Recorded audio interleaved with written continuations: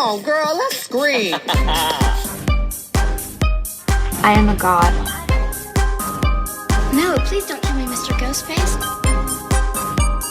I want to be in the sequel. This is the part where you run. Come on, scream.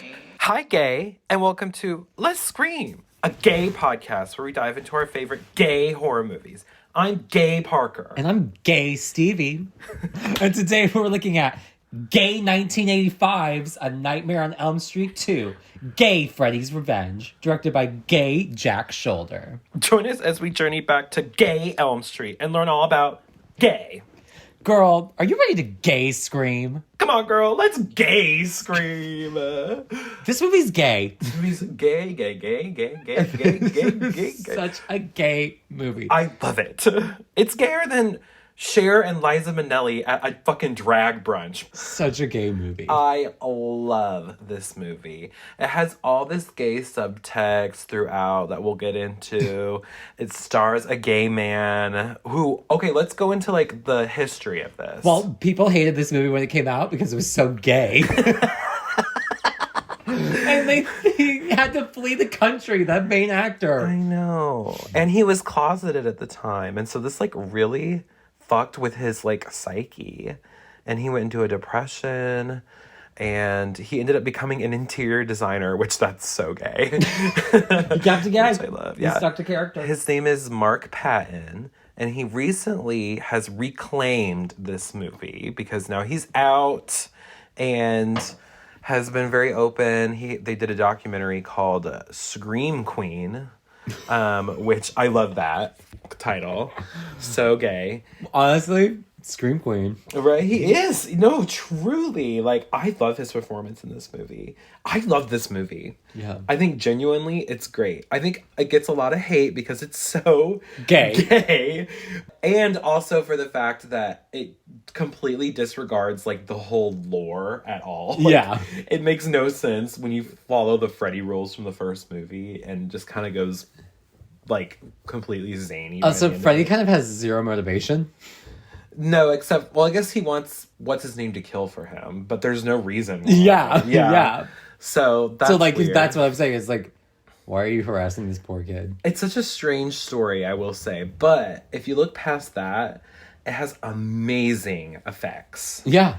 All these practical effects, I think they outdid even the first one. Yeah. With how well done everything is. You know, no CGI, thank God. That's what I love about the 80s. And I think this movie actually gives homages to certain classic horror films that we give into. I think that when you look at it through a queer lens, the framing of the camera and different visual symbolism all throughout, I think is actually really like well done and clever. Mm-hmm. And the whole queer metaphor that you can read into this. So yeah, I'm a huge fan of this movie, and I've been excited to talk about it. Yeah, it was fun. I liked it. Now, some negatives, again, we talked about the story. Some of the acting is pretty bad. There's a certain character we'll get to who I'm like, ooh. Don't act. Don't act, girl. And I think she stopped acting, which thank God. But overall, love this movie. How about you? I liked it. There's a lot of guy butts in it, which I really liked. Okay, period. A lot of guy butts. Sometimes, look, we're gay, okay, on this podcast. I'm never going to get mad when I see a guy butt. Yeah, me neither. That's what I loved girl. about The Substance.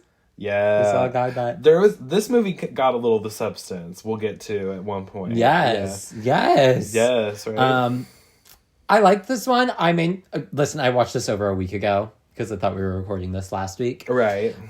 So my memory is not the freshest on it, but I really enjoyed it. It's a fun one.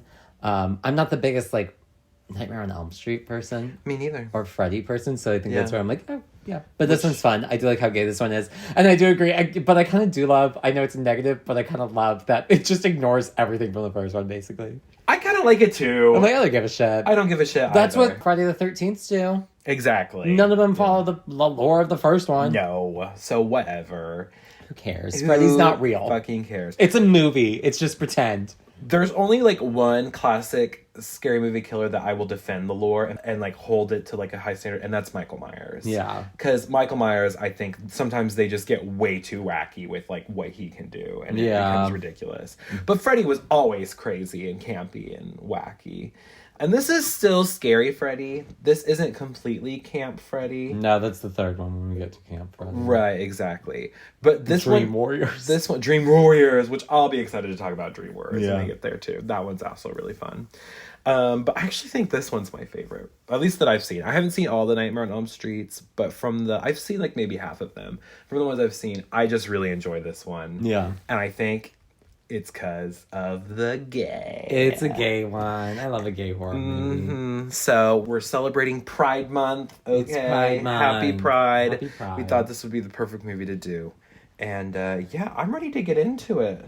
Are you ready, girl? I'm ready to get into this one. Are you ready to gay scream, girl? Girl, let's gay scream. Let's gay scream. Okay. So Nightmare on Elm Street 2, Electric Boogaloo, starts with some impact font, bitch, period. Yes, and if there's one thing you need to know about Parker Wilsey, Parker loves impact font. And you know what? Impact font is pretty gay. Impact font. I don't know why I went British there. You know why it is? Because Born This Way uses impact I was font. just thinking that too. Yeah, because Lady Gaga, she took a picture on her desktop with her BlackBerry of the Judas impact font with a cross, and that became the single cover. Did you ever for have a Judas. BlackBerry?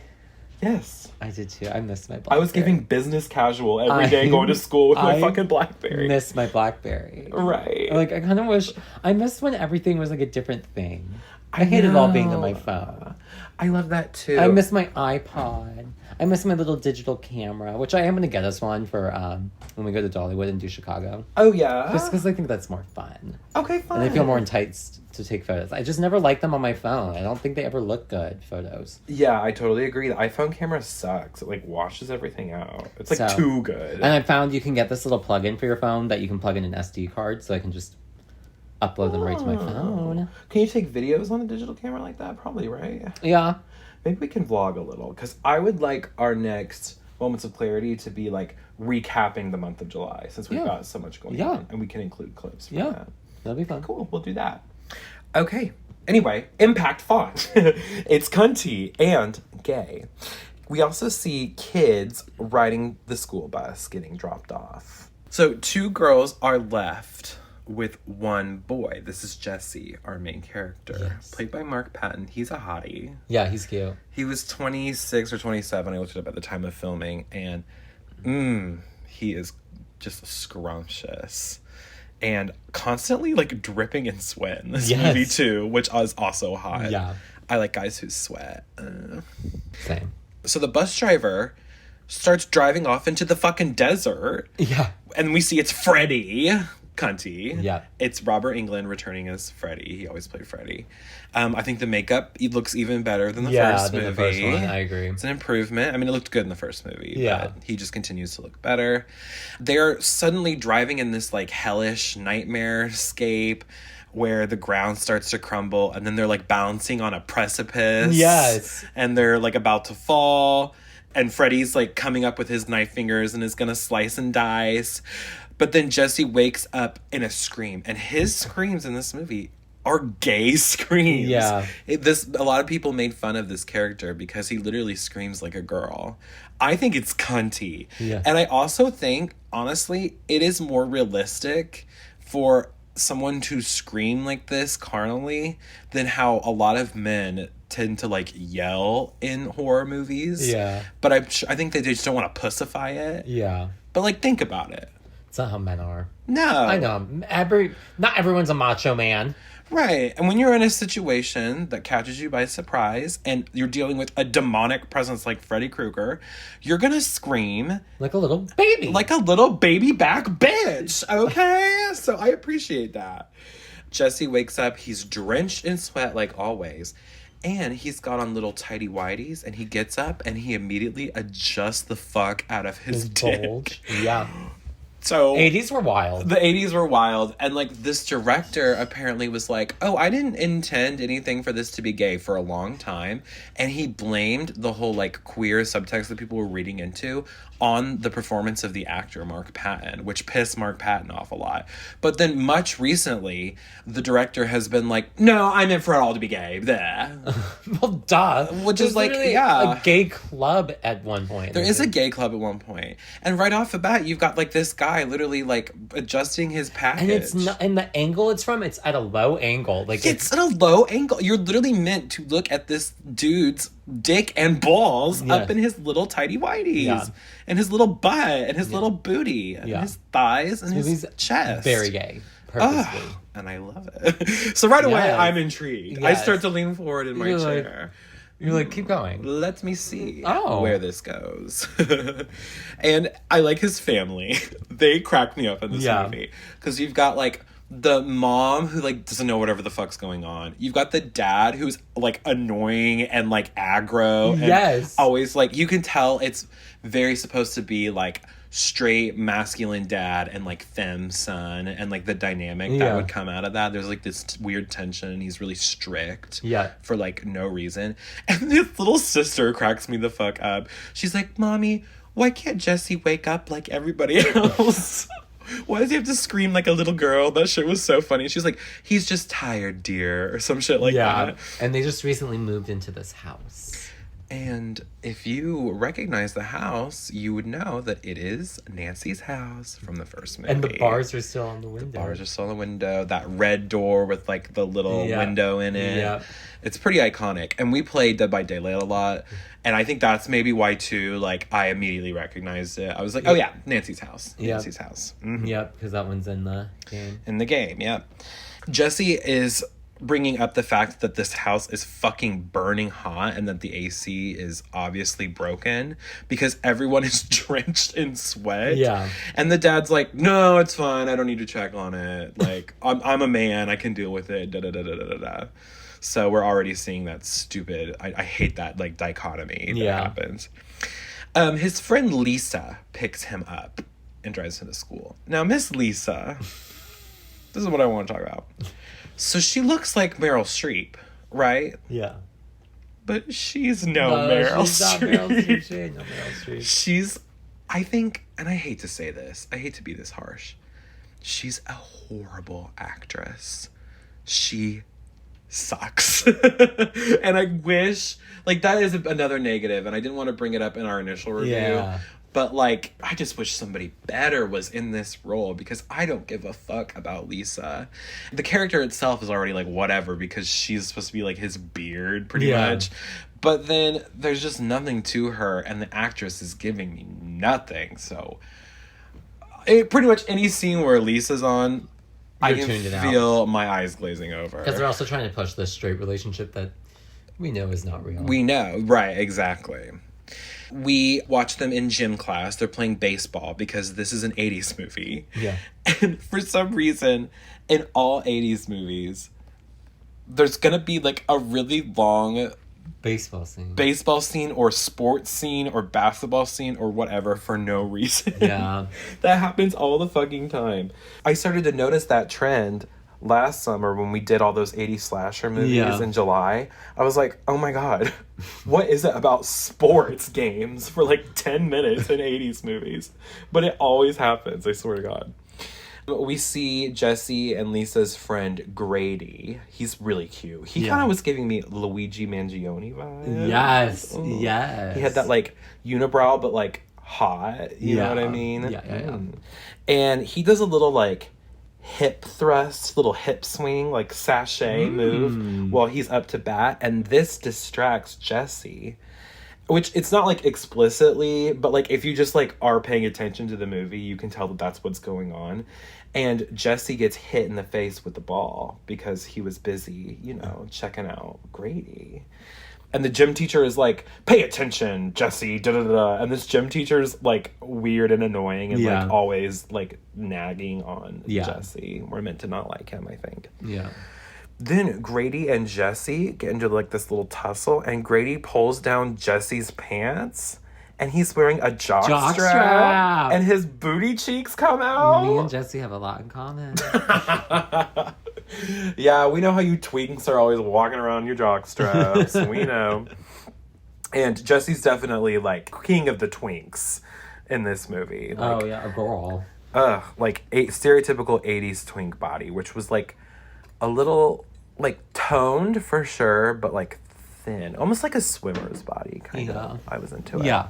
For sure. As punishment for this, like, tussle moment, they are forced to... do push-ups? But it looked like they were just in, like, cobra pose. Yeah, because Jesse was not doing a push-up. No, neither of them were. They're, like, sitting there, and maybe they... I don't know if they were... Because he never said, like, you are going to do push-ups.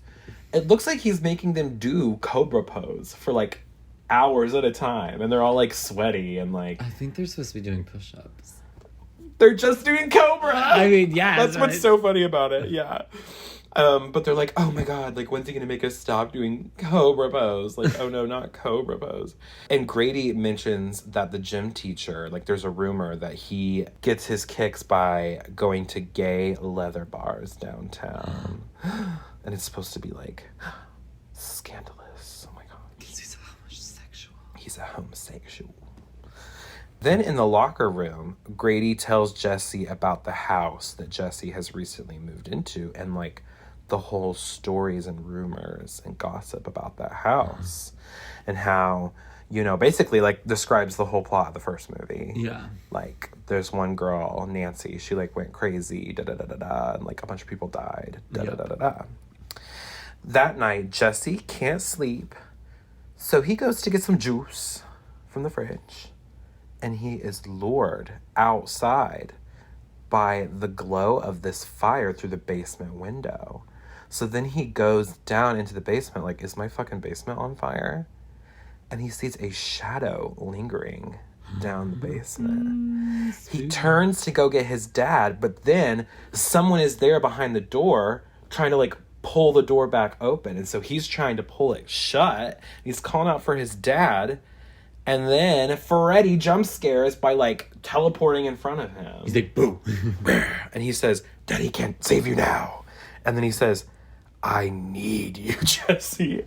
Which, can we talk about how Freddy Gay. is gay in this movie? He's like a dommy top in this fucking... Yeah. Like, he's a leather daddy. He saw that butt when his pants got pulled down, saw his jockstrap, and he was like, I need that. For me. That's for me.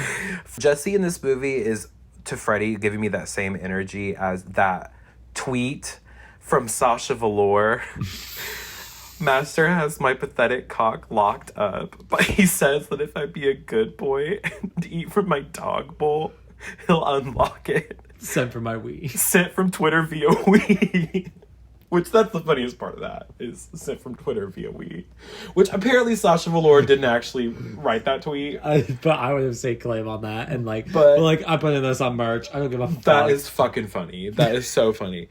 But that's Jesse this whole movie. And Freddy even, like, starts caressing his face.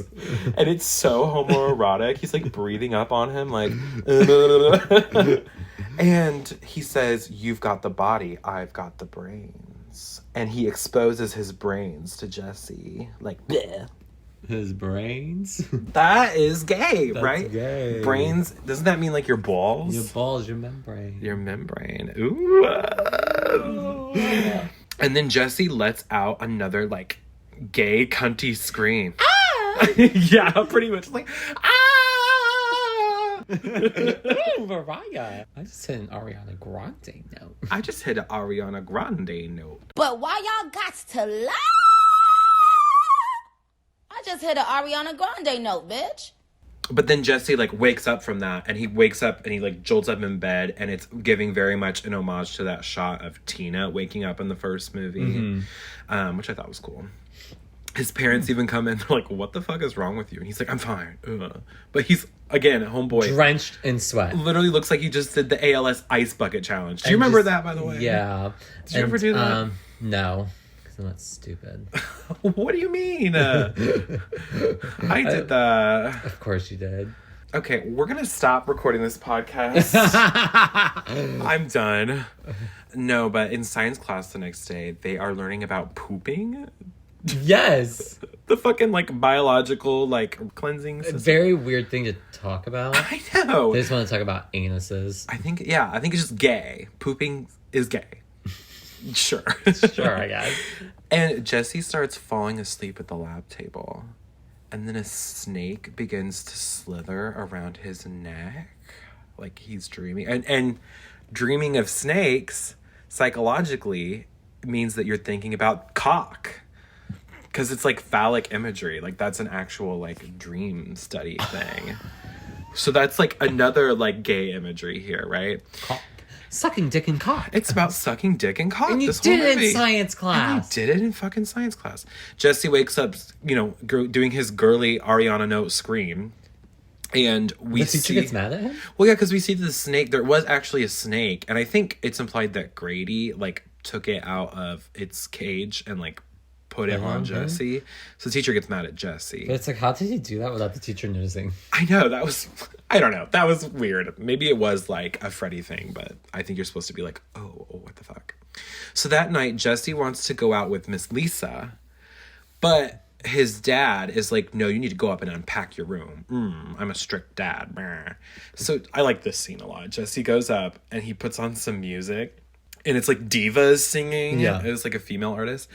And he starts unpacking while dancing. First of all, he's so cute. I love his body. And then he is like shaking his booty, like twerking up on the drawers to shut them. And then he's like gets up on his bed and he's got like a little like popper gun thing, like confetti popper gun. Yeah. And he's like stroking it like he's beating off. This was This is gay. Hot.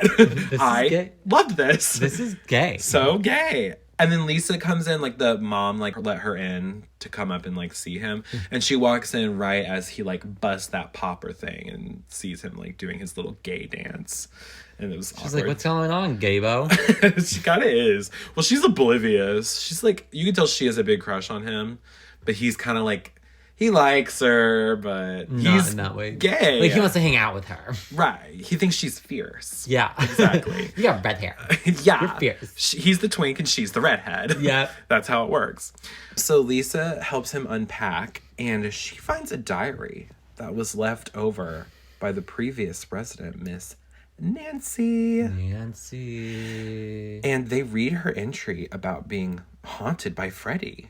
And it spooks Jesse. He's like, what the fuck? And he starts to realize that maybe that's what's going on, but, doesn't say anything to Miss Lisa.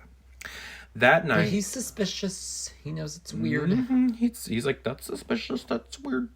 That night, he awakens to find, like, this hot, melty, toxic goo all over everything.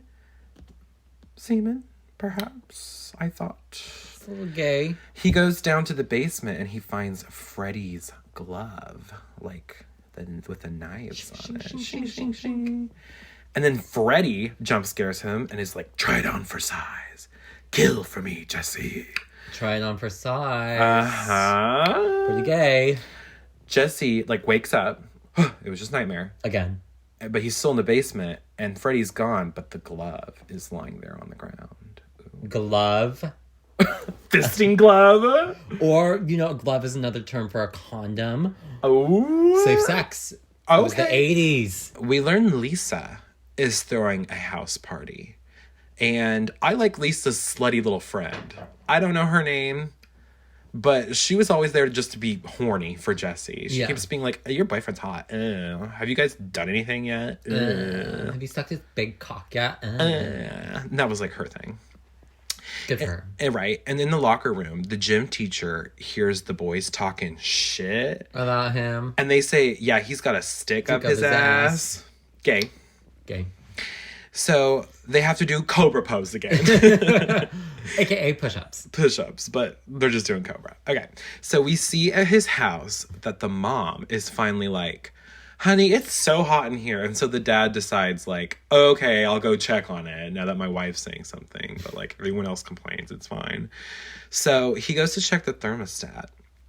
Now, I love this scene, and especially because I feel like it's an homage to the movie The Birds by Alfred Hitchcock, which I just watched a few weeks ago, actually, like, ironically. And It wasn't ironic. That was coincidental. thank you. You said ironically, and I was like, what was ironic about that? You watched it ironically? You're like, I used it as the way that Alanis Morissette used it. where it's not an irony. It's just coincidence. Yep.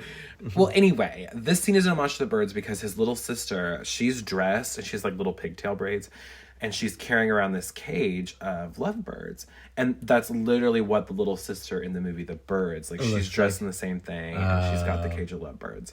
And they have like the sheet over the cage right now, and in this moment the cage starts rattling and shaking, and they like remove the curtain and they see that the birds are like tweaking the fuck out, and then they escape, and it's literally like a bird attack from the movie The Birds. Like they just start like clawing at the dad's face, and then one of the birds explodes in like a fiery explosion. That was wild. Yes. And it looked good. Yeah. It was so cunty. I loved this whole scene. Yeah. But then the dad, after He's that like, whole you put a debacle- cherry bomb in it. Yeah. Like, bitch, what? He starts blaming Jesse. What the fuck? Like, bitch, what?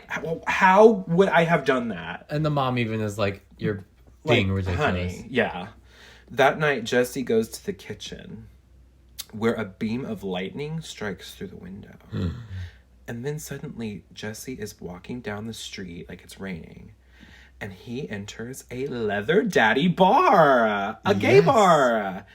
And there's a bunch of queer people, 80s queer people. Drag queens, there's... The bartender was giving Frankenfurter. Yes. There's some lesbians making out. There's some gay guys making out. It was gay. It was hot. I loved it. I was like, oh, I want to go to there. I would hang out there. And then the Frankenfurter bartender gives Jesse a drink. And then guess who comes up behind him? The gym teacher. The gay-ass gym teacher. And he's in, like, a leather daddy outfit. And he is now getting Jesse in trouble for being at this gay bar. And so he brings him back to the school. But you're here with us, so you are too. Right, exactly. Right? What I would be like, what are you doing here, Mr. Gym Teacher? Riddle me that. You're here with us, so you are too. And he brings him back to the school and makes him run laps as punishment, which that is so illegal. Yeah. Like, what the fuck? And it's like the middle of the night. It's the middle of the fucking night. And then he makes Jesse, he's like, go hit the shower. So Jesse goes to take a really, like, homoerotic, sensual shower where he's, like, caressing his body in the shower.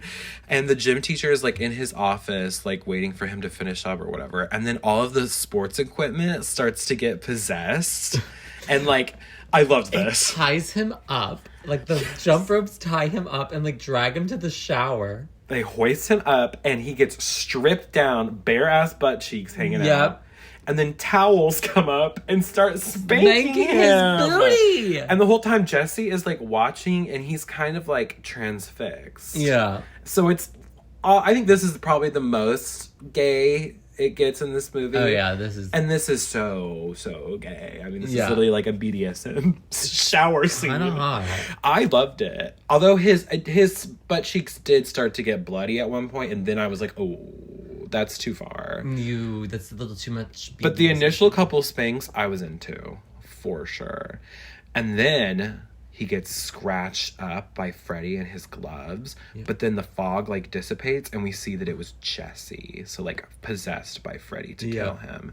And he's holding, like, that Freddy glove in his hand, and he lets out another gay-ass pussified scream. Yep.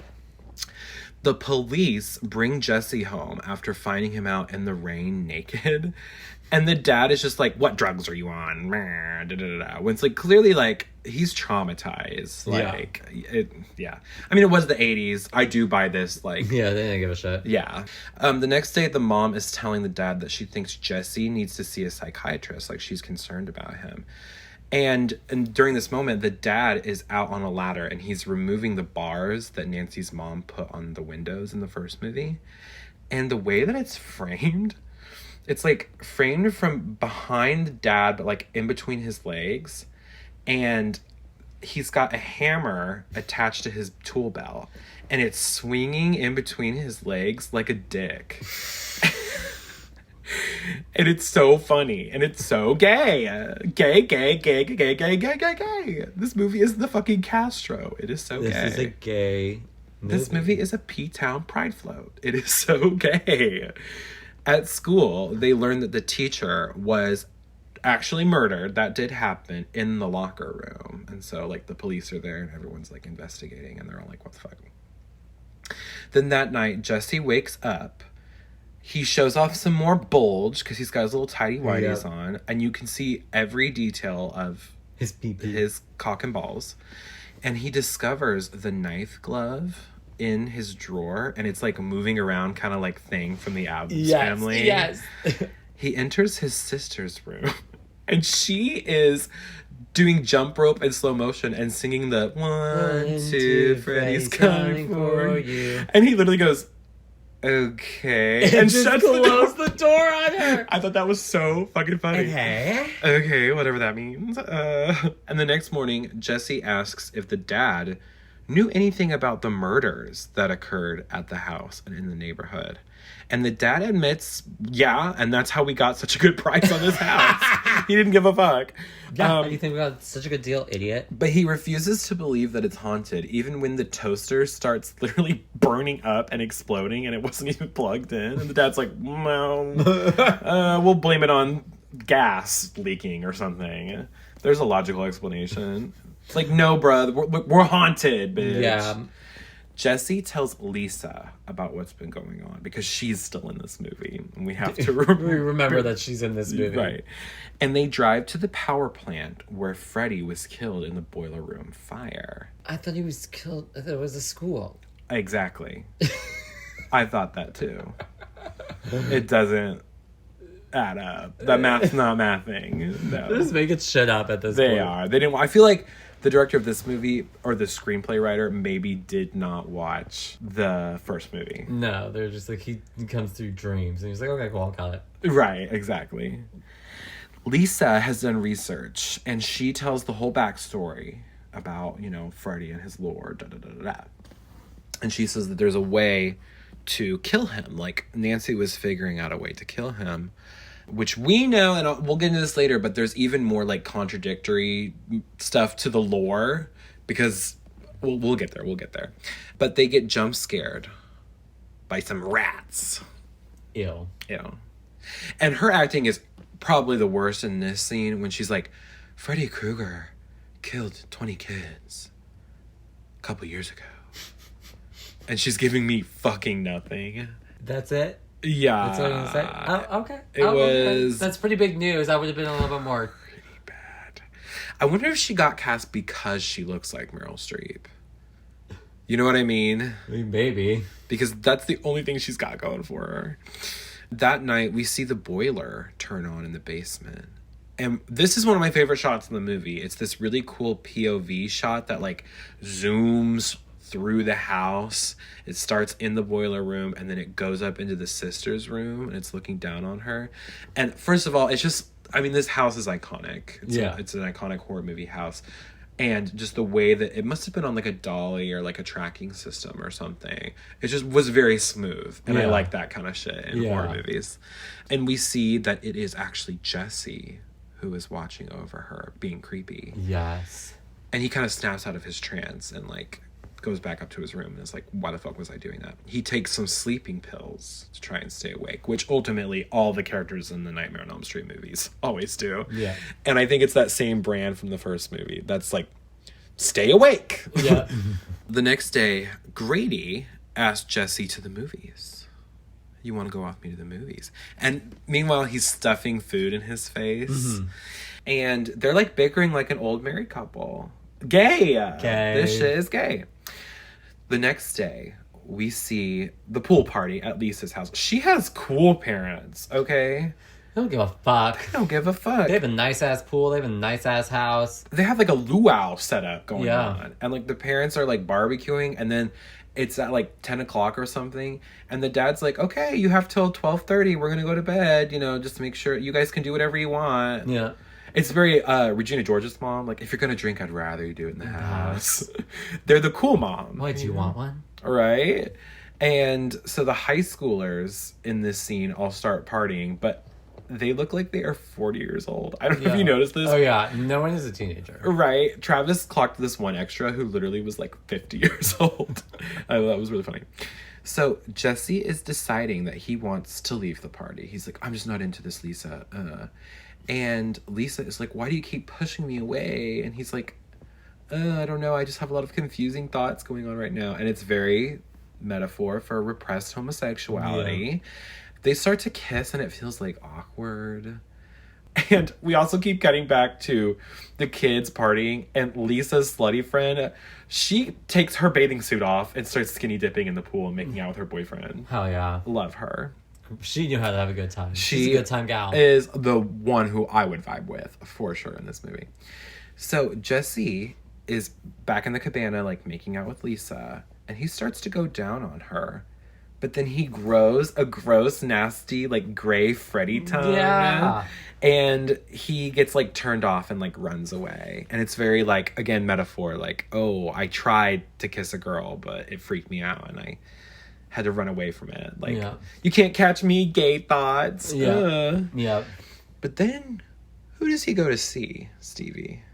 His boyfriend. His boyfriend, Grady. He shows up in Grady's bedroom, and it's literally framed like he's laying in bed with him. Like, it literally looks gay as hell. And Jesse tells him all about being haunted and all about Freddy and whatnot. And Grady is like, and now you want to come sleep with me. And that was gay. Yes, I do. Yes. And Jesse asks him to watch him sleep, which is what Nancy did with Johnny Depp's character in the first movie. You know, if I fall asleep, you have to wake me up. Like, I cannot sleep. And he says the same line that she said in the first movie. Whatever you do, don't fall asleep. And do you remember how Nancy, she would grit her teeth? Yeah. She was like, you were supposed to be watching the door. It's very Trisha from Most Popular Girls in School. Yes. To Ashley Cacciadorian. You were supposed to be washing the door. Ashley Cacciadorian. Trisha, are you? But then Grady falls asleep. You were supposed to not fall asleep. Ashley Cacciadorian. But immediately, Jesse starts, like, tweaking. And he wakes him up. And Jesse starts growing razor blades out of his fingertips, all bloody and scary. And Grady tries to, like, escape. And the door is locked. The door's, stuck shut. And he's screaming for his parents. And the parents are, like, trying to get in, trying to help him. Yeah. But they can't get through. And then, this is where it's, like, the substance. Because you see a fucking Freddy's face in Jesse's, like, stomach. And, like, he, like, burst out of his chest kind of like Alien. Yeah. And, like, is birthed out of Jesse. I'm Freddy. Yeah. Shink, shink, shink. And Freddy approaches Grady, and it's kind of, like, gay. Everything. Listen, every shot, every moment, every movement, every line, gay. Gay. Gay. Movie. It's gay. And he starts to, like, choke him out. Gay. Gay. And then he stabs him with the blades. Gay. Gay. It was like fucking. And we see that it was Jesse possessed by Freddy the whole time, of course. And Jesse starts weeping, like, not my boyfriend. Oh, you killed my boyfriend. I wanted him to kiss my booty. But we never even fucked. I wanted him to fist me. So then he escapes through the window and he runs over to Lisa's covered in blood. And he admits, like, hey, I'm being possessed by Freddy and I've been the one killing people. And it's very, like, he owns me, very dom top, you know, master has my pathetic cock locked up. Yeah. But Lisa's like, it's okay, you can just fight it off. Miss Lisa was giving me very, like, metaphor for conversion therapy. She was like, just fight it off. Pray the gay away kind of thing. Girl, that's not how this works. It's not how it works, Lisa. Okay. At the party out back, like at the cookout, everyone is, like, making out. Like, it's literally all couples making out. Like, it's literally, like, a sex party. The parents don't give a fuck. It's so funny. The pool starts to get really hot and, like, boiling. And then all the things are, like, getting possessed and, like... The grill, like, lights on fire. Yeah, and, like, crazy shit's going on. And this is contradictory to the first movie because none of these people are asleep. They're not in a nightmare world. And yet Freddy still has all this power. And that was the whole point, was that you're supposed to pull Freddy out of the dream world to be able to kill him. Girl. So it doesn't make sense. But I don't care. I'm just pointing it out. I'm just pointing it out. Freddy's lore has to make no sense. Because apparently a lot of people, like the Freddy purists, do not like this movie. Because they're like, that's not right. Like, Freddy, da-da-da-da-da. And I'm like, yeah, but gay sex. So. But homosexuality, so pride. Is that not enough? I mean, Jesus Christ. Whatever. And then, like, the fish tank in her bedroom starts, like, boiling up. Which I was like, not the fish. R.I.P. Mr. Goldie. I know. And then everything starts, like, blowing up. A lot of explosions for no reason in this movie. It's just kind of over the top for no reason. I love it. It's so 80s. Like, this is truly a quintessential, like, 80s horror movie. And Freddy appears in Jesse's place. Like, he takes the place of Jesse and starts to terrorize Lisa, chase her around the house. He starts to bite her, all scary. He's like, bleh. Meanwhile, all the people start, like, boiling up in the pool and are, like, dying and shit. She gets a knife and she goes to stab him, but the knife, like, just kind of bounces off of him. Yeah. Like, he has, like, titanium skin or something. Yeah. And he is about to kill her, but then Jesse is, like, mentally fighting Freddy off and, like, gets Freddy to, like, leave her alone and, like, run away. Then Freddy appears at the pool party, and this is a whole, like, massacre scene where everything's exploding, Freddy's killing people. It's just a fiery train wreck, pretty much. I like this part where this random dude is, like, trying to reason with Freddy, and he's like, I'm trying to help you, man, it's okay. And Freddy goes, help yourself, fucker. And he, like, chucks him across the, like, he, like, throws him behind his back. That was great. And then he goes, you are all my children now. That was scary. When Freddy says shit like that, it's fucking scary. Yeah. And Lisa and her parents arrive, and Lisa's dad tries to shoot Freddy, but Jesse fights Freddy in his mind and forces Freddy to, like, leave the party. So Freddy, like, flees. So Lisa drives to the power plant to try, because she knows that's where Jesse's going to be. She's going to try and, like, save him from Freddy's possession. She sees dogs with, like, people faces, like, claymation people faces that, like, scare her at the entrance, but then, like, let her pass. That was bizarre. It's just, like, weird, like, Freddy Krueger imagery, I guess. But it was kind of fucking weird looking. Like, unnecessary. Yeah. And then she hallucinates that she has, like, maggots writhing around on an open flesh wound on her leg. But then she, like, kind of blinks it off. Like, oh, again, like, dreams. I'm just hallucinating.